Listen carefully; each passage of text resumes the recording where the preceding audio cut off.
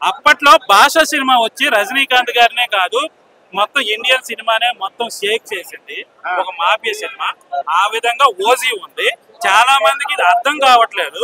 But ఆ mind set తో చూస్తే మాత్రము పవన్ కళ్యాణ్ గారి కెరియర్ లోనే ది బెస్ట్ మూవీ.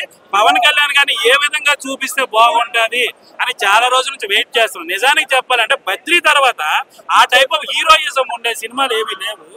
అంతకు మించి ఈ సినిమాలో ఉంది. చాలా నీట్ గా ఓవర్ యాక్షన్ లేకుండా కామెడీ, కొన్ని సినిమాల్లో కామెడీ చేసేవాడు సీరియస్ సినిమాలో కూడా కొన్ని ఓవర్ యాక్షన్ చేపించున్నాడు అంటే ఫ్యాన్స్ కోసం. అలాంటి స్కోప్ ఏమీ లేకుండా చాలా సీరియస్ గా చాలా బాగా తీసుకెళ్లారు. ఎస్పెషల్లీ ఫస్ట్ హాఫ్ కోసం మాట్లాడాలి. ఫస్ట్ హాఫ్ లో స్క్రీన్ ప్లే మాత్రము నాకు తెలిసి ఒక 5-6 సంవత్సరాలు 10 సంవత్సరాల్లో అలాంటి స్క్రీన్ ప్లే ఎంచుకుంటారు. చాలా అద్భుతంగా చూపించారు. ప్రతి ఒక్కరిని ఇంట్రడక్షన్ ఇచ్చే ప్రతి సీన్ కూడా చాలా ఇంట్రెస్ట్ గా సినిమాని మనం కూర్చోబెట్టింది. అదేంటి అప్పుడే ఇంటర్వెల్ వచ్చింది అనే ఫీలింగ్ మాత్రం మనకి ఫస్ట్ హాఫ్ లో వచ్చింది. సెకండ్ హాఫ్ స్టోరీ లైన్ లోకి వెళ్ళిపోయింది. తర్వాత ఇంటర్వెల్ బ్యాంక్ గానీ, తర్వాత పోలీస్ స్టేషన్ సీన్ గానీ, ఎస్పెషల్ లవ్ ట్రాక్ గానీ, తర్వాత ప్రియాంకని చంపించిన సస్పెన్స్ గానీ, ఇవన్నీ కూడా సినిమాను ఒక మెట్టుకి తీసుకెళ్లాయి. అన్నింటికి మించి ఏంటంటే పవన్ కళ్యాణ్ గారి స్టైల్ తో ఉన్న ఫైట్ సీక్వెన్స్ చాలా బాగున్నాయి. అన్ని రకాలుగా కలిపి ఉన్న ఒక మంచి మాఫియా సినిమా ఇది. మాఫియా సినిమా అంటే ఊరికి నరుక్కోవడం చంపుకోవడం అనే కాకుండా ఫ్యామిలీని కూడా ఇన్వాల్వ్ చేసి, సెంటిమెంట్ కూతుర్ని ఇన్వాల్వ్ చేసి, ఇవన్నీ కూడా ఫ్యామిలీకి తగ్గట్టుగా కొన్ని సీన్స్ కూడా పెట్టి ఒక మంచి సినిమా ఇది. మొత్తం అన్ని వదిలేసి సినిమాని ప్రశాంతంగా చూడండి, సినిమాని వస్తుంది. మనం మీద ఖుషీనో లేకపోతే బద్రీనో జల్సానో అత్తారింటి దారేదినో ఇలాంటి మూట పట్టుకొని వచ్చి సినిమాని చూడకండి. మళ్ళీ పవన్ కళ్యాణ్ గారి హీరోయిజం ఉన్న ఒక సినిమాని చూడాలి అనుకుంటే మాత్రం ఓజీ ఉంది. నాకు అది అంతకు మించి ఇంకోటి ఏంటంటే ఎంత సీరియస్ సినిమాలో కూడా సువి సువి సువ్వాలమ్మ సాంగ్ నాకు చాలా చాలా చాలా చాలా బాగా నచ్చింది. చాలా మంచి సాంగ్ ఇది. బీజిఎం చాలా బాగుంది. బీజిఎం వేరే లెవెల్లో ఉంది. ఈ మధ్య కాలంలో నాకు బీజిఎం నచ్చిన 2 సినిమాలు, ఒకటి హరిహర వీరబంధు, 2 ఓజీ. ఈ 2 బీజిఎంలకు మాత్రము మనం సలాం కొట్టాలి. హరిహర వీరబంధుకి వచ్చిన బీజిఎంకి నేను 3 సార్లు థియేటర్ లో చూసాను. చాలా అద్భుతంగా ఉంది. పవన్ కళ్యాణ్ గారు ఫిరోషియస్ యాక్టింగ్ అనేది చూస్తారు. ఇప్పటి వరకు ఆయన ఏ మూవీలో కూడా ఇంత ఫిరోషియస్ గా యాక్ట్ చేయలేదు. అందరికీ నచ్చుతుంది. సెకండ్ హాఫ్ కొంచెం స్టోరీ అనేది స్లో నరేట్ అవుతుంది. అలా అని చెప్పి లాగ్ అని చెప్పలేము. ఇప్పుడు సినిమాని ఫాస్ట్ గా స్కిప్ చేసి చూపిస్తే కూడా జనాలకు అర్థం కాదు. సినిమా అనేది స్లోగా ఎలివేట్ అవుతూ ఉంటుంది. సెకండ్ పార్ట్ మళ్ళీ పార్ట్ 2 కూడా ఉంది. పార్ట్ 2 అది పవన్ కళ్యాణ్ గారు డేట్స్ ఎప్పుడు వస్తుంది అన్నది తెలీదు. యాజ్ ఆఫ్ నౌ ఈ పండగకి మెగా అభిమానులు పండగ చేసుకోవచ్చు. ఈ మూవీ సీట్లో కూర్చోరు. మాస్ థియేటర్లు అయితే మాస్ జాతర.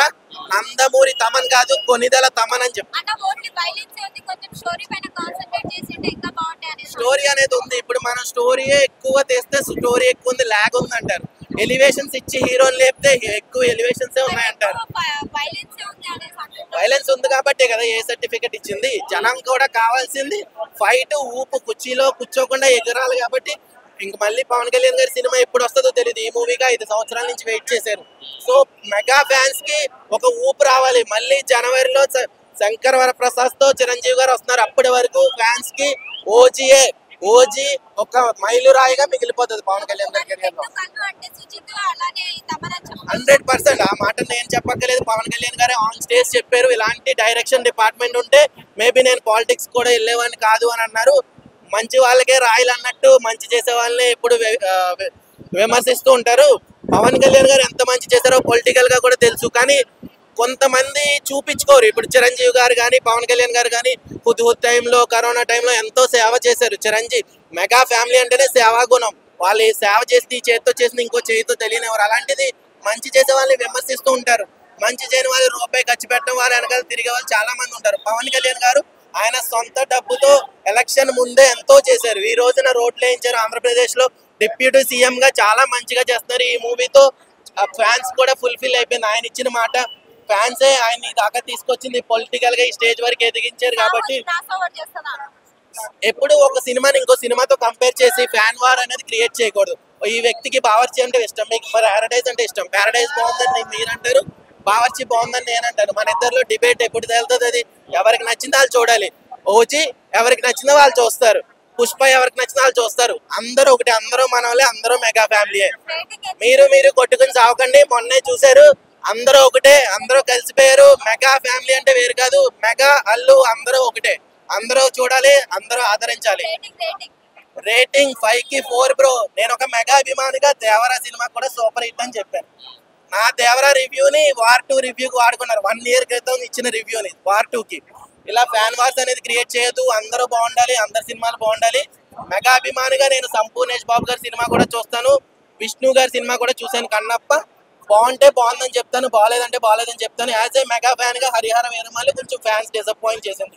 ఓజీతో అది అందరికి కన్నుల పండగ. దసరాకి ఫుల్ సినిమా 250 కోట్లతో తీశారు. 500 కోట్లు కలెక్ట్ చేయాలి.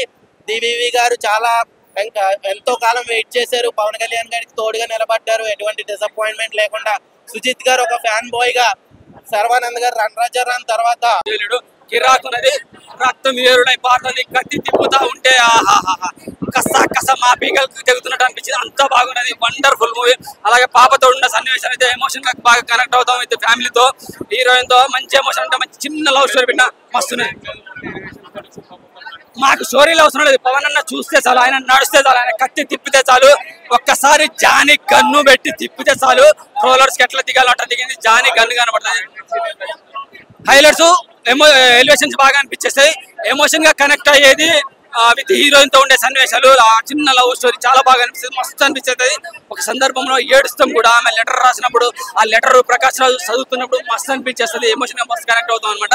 ఇక తమ్ముడు తమన్ బీజిఎం అయితే కిర్రాకంటే కిర్రాక కోస్తా అంటే కొన్ని మరాఠీ డైలాగులు చెప్తుంటే మాత్రం మన తెలుగు డైలాగుల కన్నా అంత పర్ఫెక్ట్ చెప్తున్నాను పవన్ అన్న. మస్తు అనిపించేస్తుంది నిజంగా. పవన్ 1 మ్యాన్ ఆర్మీ కాక ఎవ్వడు ఆపలేడు, ఏ ఫ్యాన్స్ ఆపలేరు. బ్లాక్ బస్టర్ కొట్టిండు, ఇక్కడ ఏ మైనస్ కూడా దొరకదు. ఖతర్నాక్ అనిపించేస్తుంది. Wonderful movie. OG original gangster, original గాడు. ఓ just Gambhira wonderful movie. Thank you. Mental అంటే మెంటల్ బ్రో. థియేటర్ లో ఎవడు కూర్చోవాలి. లాస్ట్ క్లైమాక్స్ అయితే వషి వషి వషి అని ఇలా కత్తి తిప్పుతా ఉంటాడు. తమ్ముళ్ళు పాట పెట్టారు. ఆ బీజిఎం అయితే పూనకాలు ఇలా ఇలా ఇలా ఇలా వచ్చి బాడీలో ఇలా ఇలా ఇంజెక్ట్ అయిపోతాయన్నమాట. ఆ రేంజ్ లో ఉంది. సుజయ్, ఇదే మాకు కావాల్సింది. ఒక బ్యాండ్ సినిమా తీస్తే ఎలా ఉంటుందో చూపించావు. ఫ్యాన్స్ వస్తే పండగ. నేను ఒకటే చెప్తా ఉన్నాను, పవన్ కళ్యాణ్ గారు తమ్మను సుజిత్ వీళ్ళేదో ప్లాన్ చేసి రికార్డులు బద్దలు కొట్టడానికి ఈ సినిమా తీసినట్టు ఉందన్నమాట. కేజీఎఫ్ పుష్పాలు కూడా పనికిరావు. ఒకటే చెప్తా ఉన్నా, కాంతారా 2 పోస్ట్ పోన్ చేసుకుంటే బెటర్. ఎందుకంటే ఈ సినిమా ముందు తట్టుకోలేదు. This is called Pawan India సినిమా అని చెప్పొచ్చు అనమాట. పాన్ ఇండియా కదా, పవన్ ఇండియా. ఆ రేంజ్ లో ఉందన్న సినిమా. మళ్ళా కూడా వెళ్తాను, టికెట్లు తెంచుతాం, రికార్డులన్నీ బద్దలు కొడతాం. That is power star fan. Thank you.